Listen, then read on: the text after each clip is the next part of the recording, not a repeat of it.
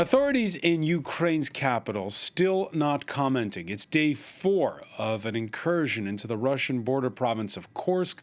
Russian social media is alight.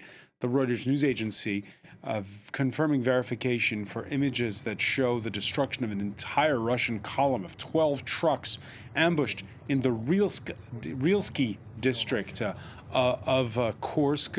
Emmanuelle Chaze reports from the Eastern Front and the town of Pokrovsk.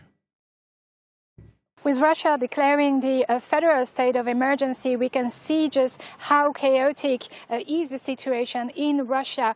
We know that fighting continues in Kursk region from the Russian side, on Russian television channels, on information channels also, and on social media. Here in Ukraine, there's still operational silence. There's no information filtrating on the fighting itself. We had comments earlier from the advisor to the presidency, Mikhailo Podolyak, talking about the end of impunity for Russia with this war coming back to its own territory. And Volodymyr Zelensky was mentioning Russia that, according to him, needed to feel what it was doing to Ukraine.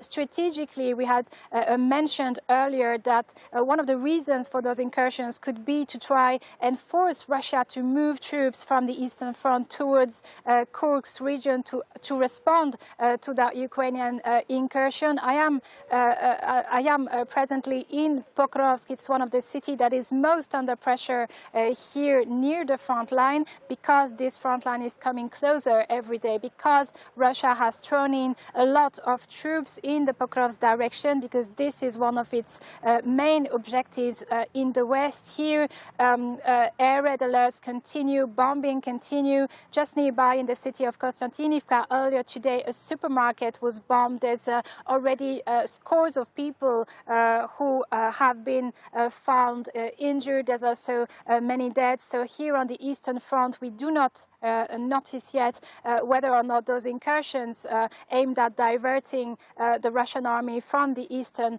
Front as one of its objectives. We do not note any difference. It is everyday war here in the eastern part of Ukraine.